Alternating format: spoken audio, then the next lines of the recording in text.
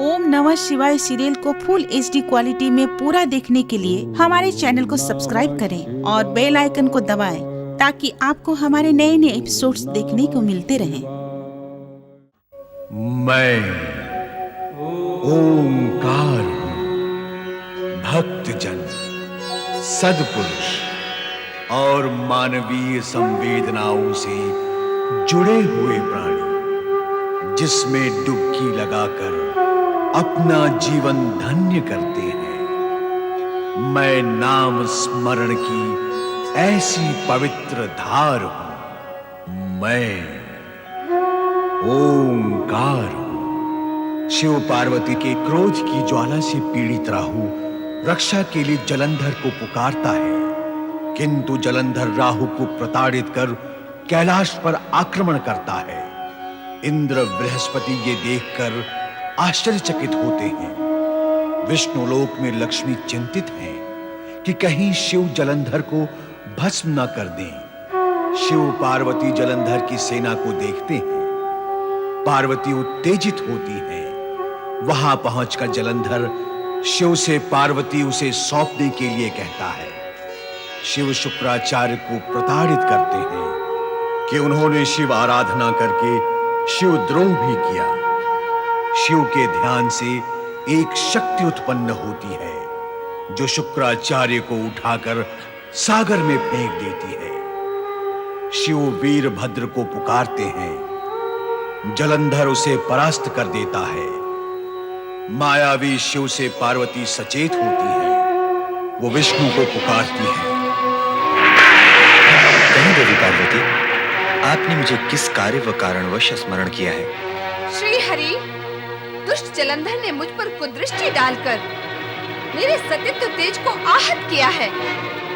अब तो उस दुष्ट का अंत होना ही चाहिए। पर कैसे?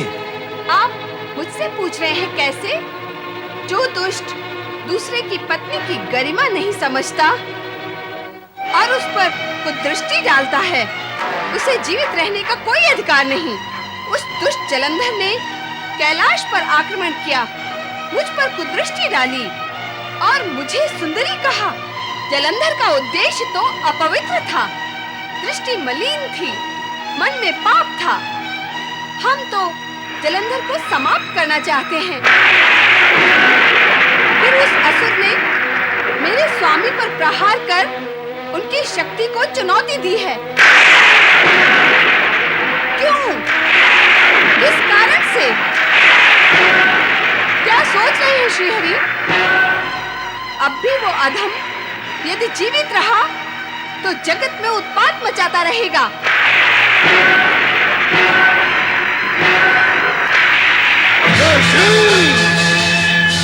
ये मायावी, छल किया है तूने हमसे। तू दंड पाने के योग्य है। दैत्यराज महाबली जलंधर हूँ। मेरा जन्म भी युद्ध करने और देवताओं को परास्त करने के लिए हुआ है। ये संभाल मेरा भार।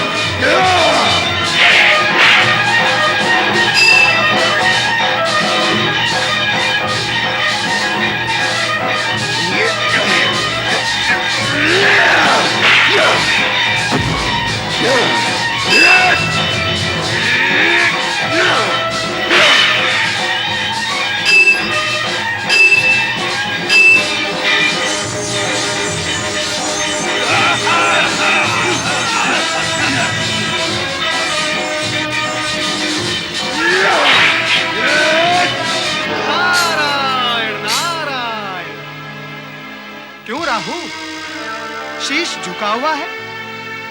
क्या लज्जित हो अपने दुष्कर्म से? लज्जित भी और दुखी भी। अरे ये तो शुभ लक्षण है। अहंकारी और दुष्कर्मी यदि अपने कर्मों पर लज्जित होने लगेंगे तो जगत में सर्वत्र शांति और सुख व्याप्त हो जाएगा। सत्कर्मों का ही बोलबाला होगा। नारद, तुम सदा जगत के सुख का राग ही क्यों लापते रहते हो? इसलिए कि ये सर्वश्रेष्ठ राग है। इसी राग से इस सृष्टि का निर्माण हुआ है और इसी राग से ये सृष्टि संचालित होती है। जिसने भी ये राग जान लिया उसके लिए फिर कुछ जानना शेष नहीं रह जाता। तुम भी आलापो इस रात को राहु, तुम्हारा भी कल्याण ही कल्याण होगा। अपने ही कहते रहोगे या मेरे भी सुनोगे? नारायण नारायण, आज तुम्हारे पास भी सुनाने के लिए कुछ है। उत्तम, अति उत्तम। सदा तो सुनते ही रहते हो, आज सुनाओगे? सुनाओ, शीघ्र सुनाओ। तुम मुझसे लज्जा का कारण पूछ रहे थे ना?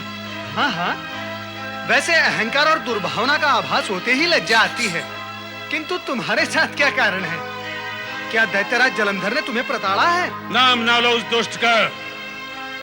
वो दैत्य नहीं, दैत्यों का शत्रु है। यदि मुझे उसकी दुष्टता का ज्ञान पहले होता तो कभी साथ न देता। उसका साथ देने के कारण ही मैं लज्जित हूँ। अभ्यास करो, अभ्यास करो लज्जित होने का, और अपने अन्य असुर बंधुओं को भी अभ्यास कराओ।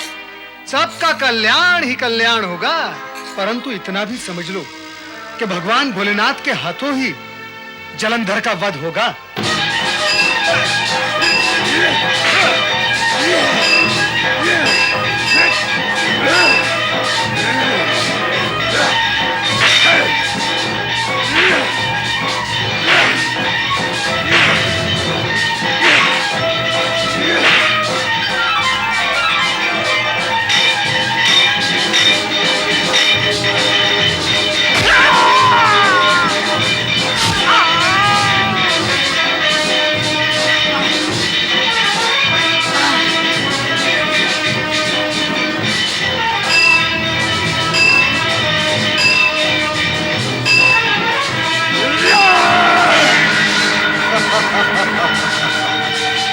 उठाओ अपनी गदा, उठाओ।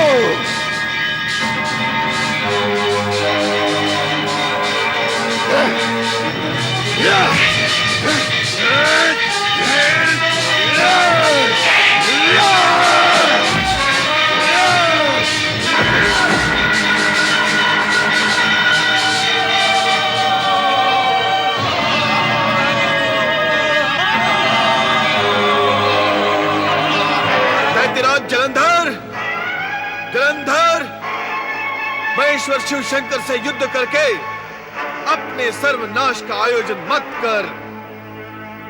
अब भी समय है, कुछ बिगड़ा नहीं। भोलेनाथ बड़े दयालु हैं। युद्ध रोक कर इनसे क्षमा मांग, ये अवश्य तुझे क्षमा कर देंगे। अरे गुरु, कैसे गुरु हो तुम? कभी इस ओर तो कभी उस ओर। अरे बार बार दल बदलोगे तो तुम्हें गुरु कौन मानेगा? अरे निर्बुद्धे, समय की पदचाप सुन, काल के मंद पगों की आहट सुन, जो धीरे धीरे तुम्हारी ओर बढ़ रहे हैं। समय रहते संभल जा, फिर अवसर नहीं मिलेगा। युद्ध भूमि से भाग जाने वाले अवसरवादी दैत्य गुरु, मैं तुम्हारी भांति अवसरवादी नहीं हूं। सामने दुर्बल देखा तो डट गए और बलवान देखा तो हट गए। छह! मुझे उपदेश देने का अधिकार अब तुम खो चुके हो। पर तू तो अपने प्राण ही खो देगा इस युद्ध में। क्यों मेरे क्रोध को भड़का रहे हो? यदि यह क्रोध की ज्वाला भड़क उठी तो कोई भी मंत्र शक्ति तुम्हारी रक्षा नहीं कर सकेगी। हाँ, मेरे प्राणों की चिंता छोड़कर तुम अपने प्राणों की रक्षा करो दैत्य गुरु। जाओ, चले जाओ यहां से, जाओ। ऋषि,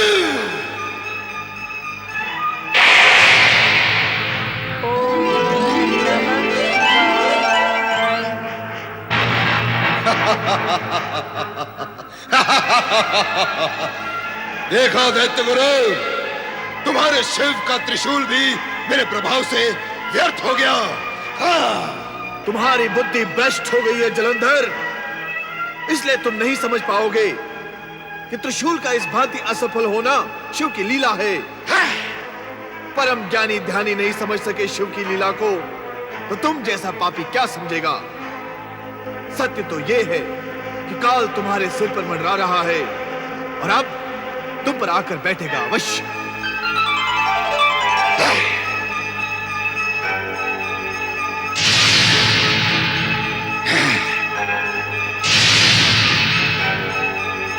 या!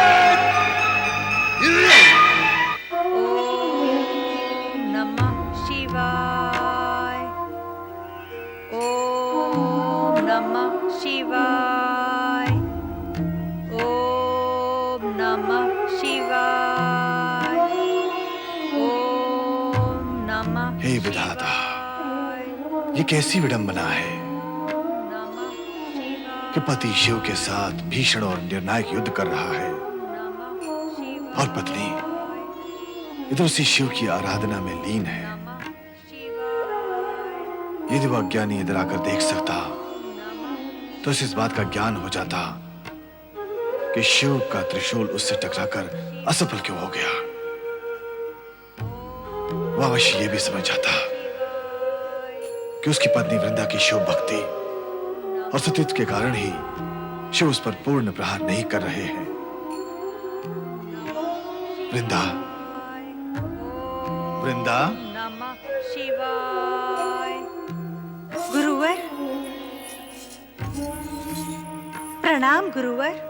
वृंदा, मैं तुम्हें अखंड सौभाग्यवती व दीर्घायु का आशीर्वाद देना चाहता हूं, किंतु मेरे और आपके आशीर्वाद के बीच ये किंतु कैसा गुरुवर? वृंदा, तुम्हारे पति जलंधर की बुद्धि भ्रष्ट हो चुकी है। वो तुम्हारा व अपना हित अहित न विचार कर शिव से युद्ध करके सर्वनाश की ओर बढ़ता जा रहा है। इसीलिए मैं भगवान शिव से प्रार्थना कर रही हूँ गुरुवर। वृंदा, तुम्हारी भक्ति, प्रार्थना और सतीत्व से जलंधर के पाप की मात्रा अधिक हो गई है, इसलिए तुम्हारा सद प्रयत्न भी व्यर्थ ही होगा। नहीं गुरुवर, मेरा प्रयत्न व्यर्थ न होने दे। जलंधर की दुष्टता, नीचता व मलिनता से तुम्हारे प्रयत्न और प्रार्थना की शक्ति क्षीण हो गई है। वृंदा, इस पर भी तुम्हें निराश होने की आवश्यकता नहीं है। तुम्हें अपने सतीत्व की रक्षा सावधानी से करनी होगी।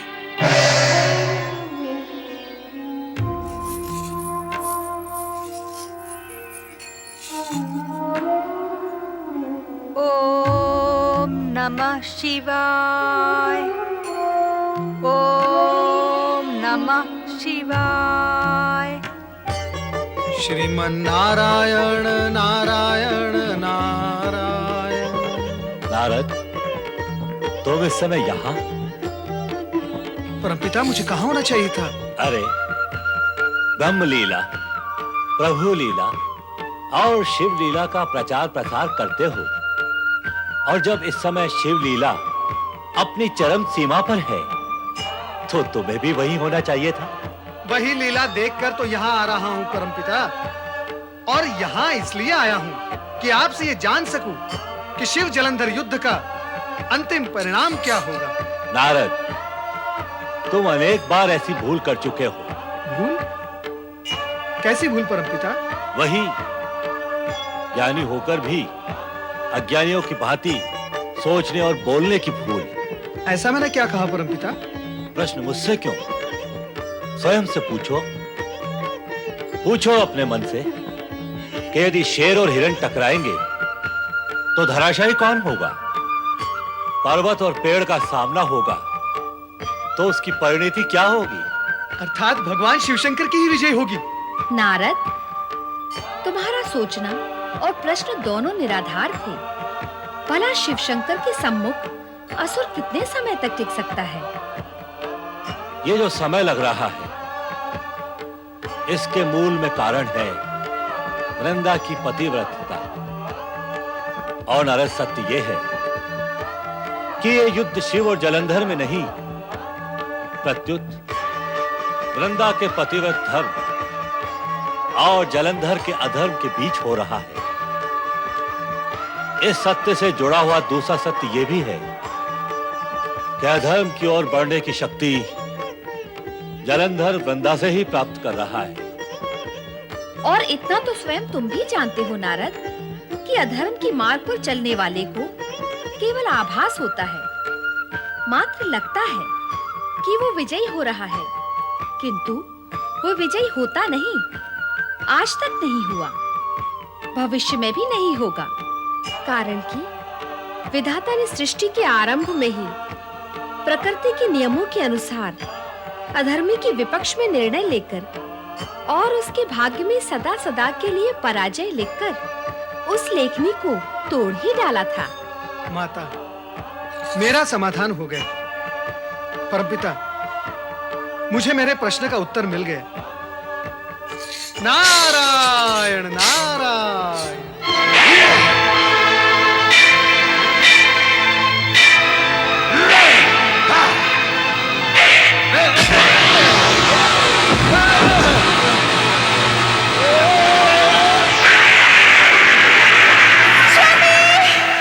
क्या हुआ महारानी, क्या हुआ? मैंने एक बहुत अशुभ स्वप्न देखा है कि स्वामी युद्ध से लौट आए हैं। नहीं महारानी, युद्ध से कोई लौटा नहीं। महारानी जी, महारानी जी, महारानी जी, महारानी जी। सेनापति, सेनापति ये क्या? स्थिति हमारे प्रतिकूल है महारानी जी। असुर सेना शिवगढ़ द्वारा समाप्त हो चुकी है। और स्वामी? उनका कुछ पता नहीं है। पता नहीं है?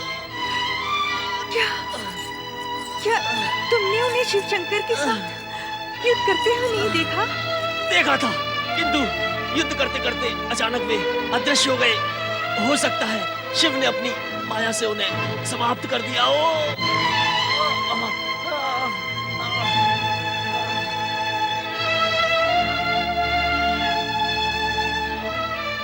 मेरा सतीत्व जब तक पवित्र है तब तक मेरे स्वामी का कोई भी बाल बांका नहीं कर सकता, नहीं कर सकता।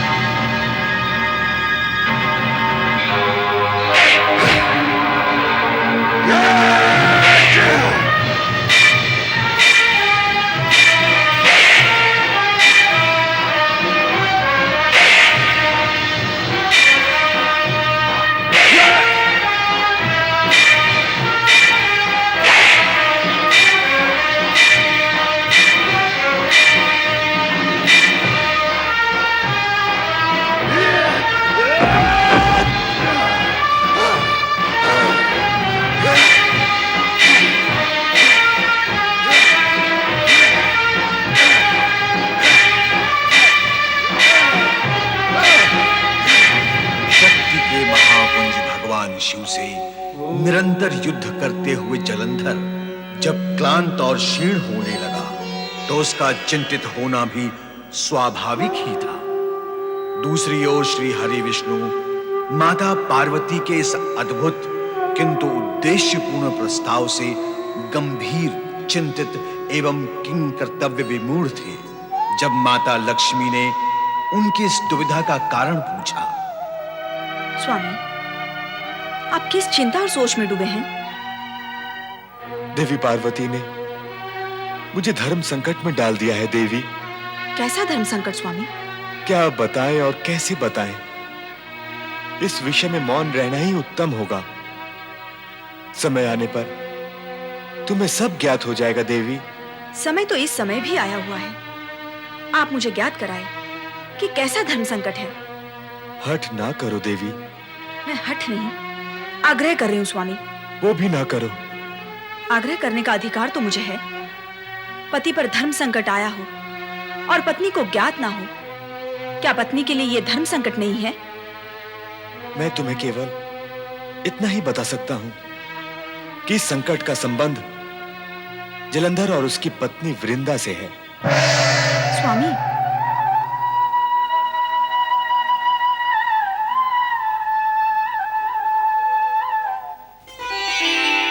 ओम हरि हराय नमः।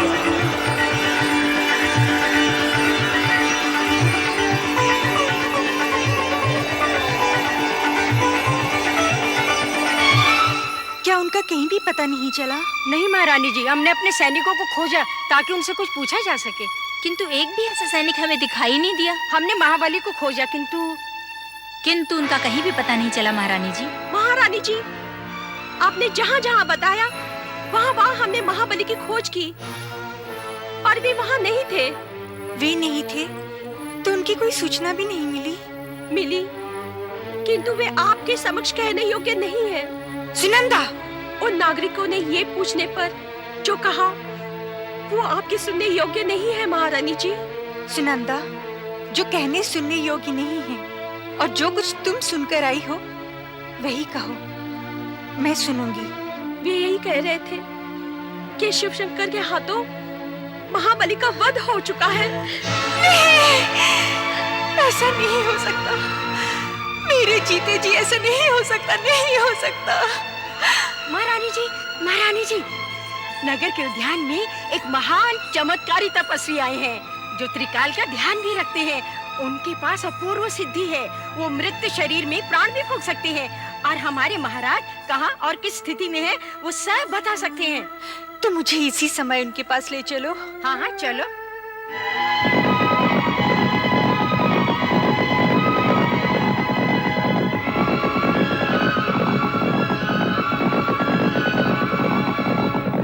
ओम हरि हराय नमः। ओम हरि हराय नमः। ओम हरि हराय नमः। ओम हरि हराय नमः। ओम हरि हराय नमः। ओम हरि हराय नमः। ओम हरि हराय नमः। ओम हरि हराय नमः। प्रश्न के लिए क्षमा करें महायोगी राज। सुना है आप त्रिकालदर्शी हैं और मृत शरीर में भी प्राण फूंक सकते हैं। अपनी पीड़ा कहो महारानी। मैं अपने पतिदेव के विषय में जानना चाहती हूँ।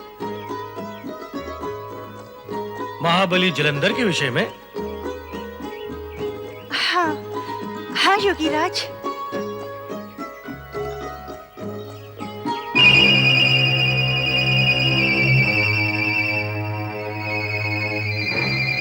अमंगल दिखाई दे रहा है। अमंगल? अर्थात महाबली जलंधर अब जीवित नहीं है। नहीं योगी राज, ऐसा न कहें। उनके प्रति मेरी भक्ति की शक्ति उनकी रक्षा कर रही है। तुम्हारी भक्ति के प्रभाव से हम अपरिचित नहीं है वृंदा। मृत जलंधर के मुखमंडल पर पहले जैसा तेज अब भी विद्यमान है। तो योगी राज, मुझे मेरे पति के पास भेज दे। हमारे होते हुए इतना कष्ट क्यों वृंदा? तुम्हारे मृत पति जलंधर का शरीर हम यही मंगवा देते हैं।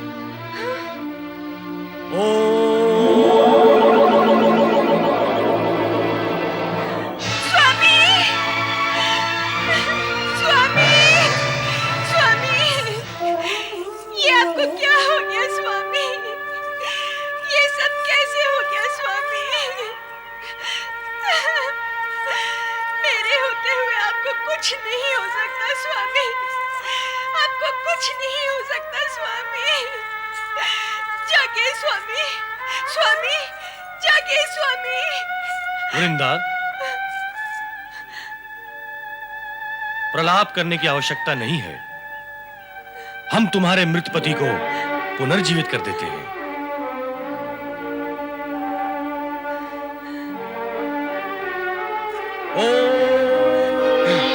स्वामी, स्वामी, स्वामी, स्वामी, स्वामी।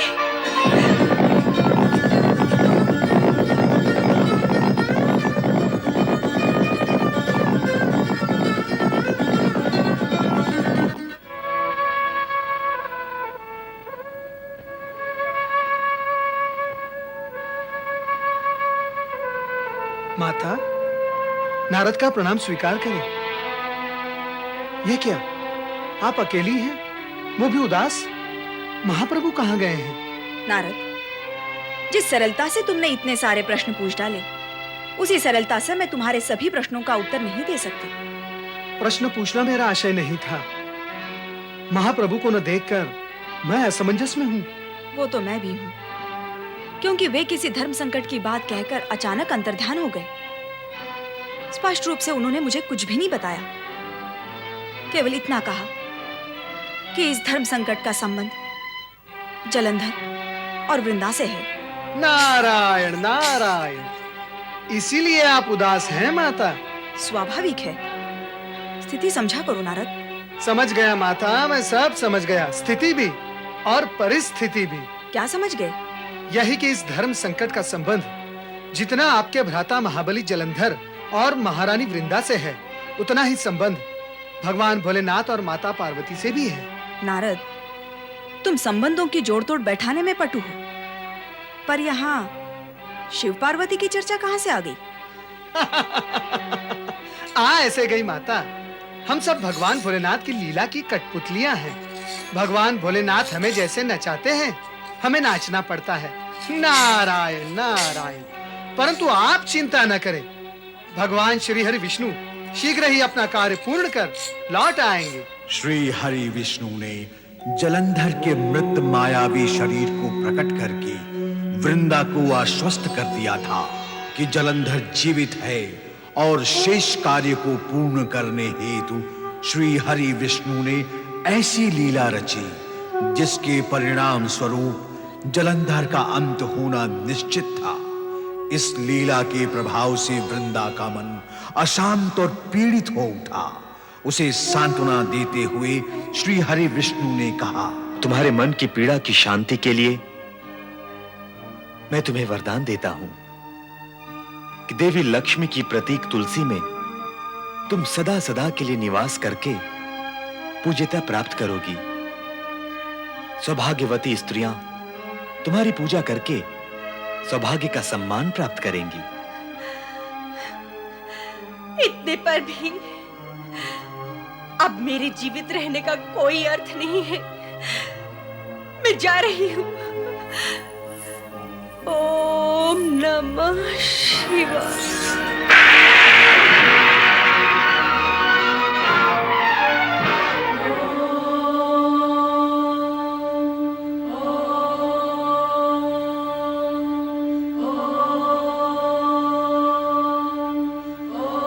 देवी वृंदा ने पंचाक्षरी मंत्र का जाप करते हुए स्वेच्छा से देह त्याग कर मोक्ष प्राप्त किया। ये घटना भी शिव लीला का एक अंश ही था।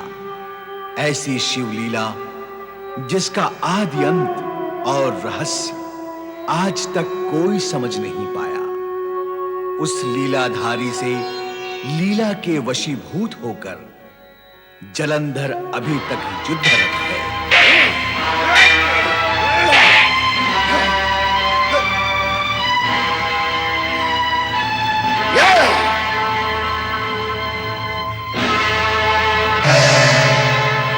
पार्वती को पाना ही मेरा एकमात्र लक्ष्य है। अब कोई तुम्हारी रक्षा नहीं कर सकता महादेव। मैं तुम्हारा अंत कर दूंगा।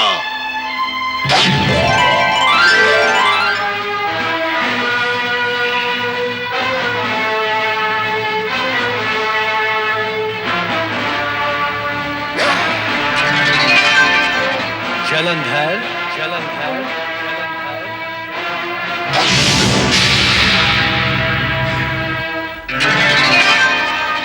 मायावी जलंधर, मायावी जलंधर,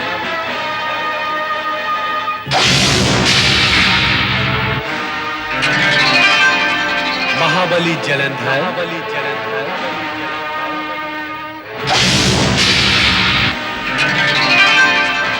दैत्यराज जलंधर, दैत्यराज जलंधर,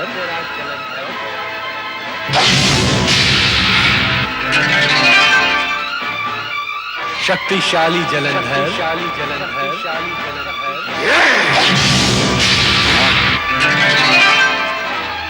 दैत्य सम्राट जलंधर, जलंधर,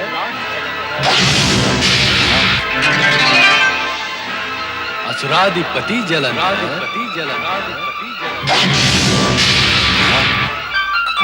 दुष्ट जलंधर, जलंधर,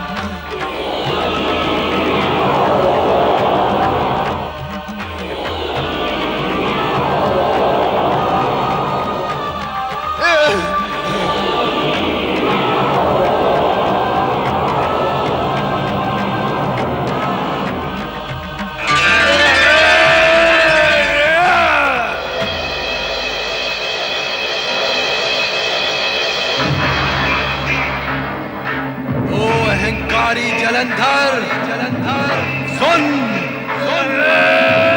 तेरा मृत्यु घंट बज रहा है। तेरे पाप का घड़ा भर चुका है। तेरा अंतकाल समीप है।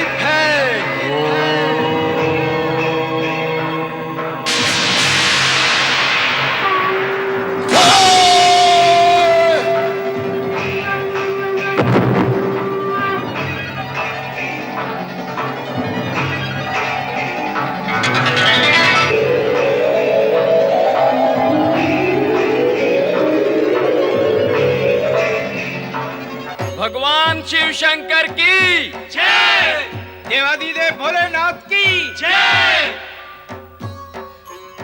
प्रभु, आपने स्वयं जलंधर की उत्पत्ति करके उसे असुरों का अधिपति बनाया। मेरे और वृंदा के लिए संकट उत्पन्न किया। श्री हरि विष्णु को संकट का सामना करना पड़ा। ऐसी शिवलीला का क्या प्रयोजन है प्रभु? ओम नमः शिवाय। माता पार्वती, शिव लीला अकारण कभी नहीं होती। मुझे तो लगता है कि नारद लीला का प्रयोजन भी अकारण नहीं होता। नारायण नारायण, मैं तो भगवान शिव का दास हूँ माता। मैं जो कुछ करता हूँ भगवान शिव के संकेत पर ही करता हूँ। और भगवान शिव के लिए लीला करना आवश्यक है, क्योंकि वो उनका स्वभाव है। अब देवेश्वर अपना स्वभाव कैसे छोड़ सकते हैं माता? क्यों भगवान? नारद, इस जगत में सत्य और असत्य का संघर्ष नियति का धर्म है।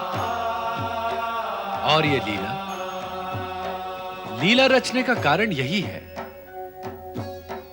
कि जन साधारण इस सत्य को स्वीकार कर ले कि जिस तरह जलंधर महाशक्तिशाली होते हुए भी अहंकारवश पर नारी पर कुदृष्टि डालकर मृत्यु को प्राप्त हुआ, उसी प्रकार उसकी भी वही दशा हो सकती है। अतः वह सावधान रहे। जन साधारण को सावधान वे सुरक्षित रखने के लिए ही लीलाएं रची जाती है। शिव लीला अद्भुत है, अनंत है। सत्य तो ये है कि शिव लीला अपारदर्शी भले ही हो, किंतु इसका उद्देश्य अत्यंत पारदर्शी और लोकहितकारी होता है। भगवान शिव की लीला से उत्पन्न न्याय, नीति और कृपा के विषय में जगत के सभी प्राणी, गृहस्थ, ऋषि मुनि, यहां तक कि देवगण भी सर्वथा संतुष्ट रहते हैं। शिव लीला से ही जगत का कल्याण होता है और सदा ही होता रहेगा। ओम नमः शिवाय, ओम नमः शिवाय, ओम नमः शिवाय, ओम नमः शिवाय, ओम नमः शिवाय, ओम नमः शिवाय।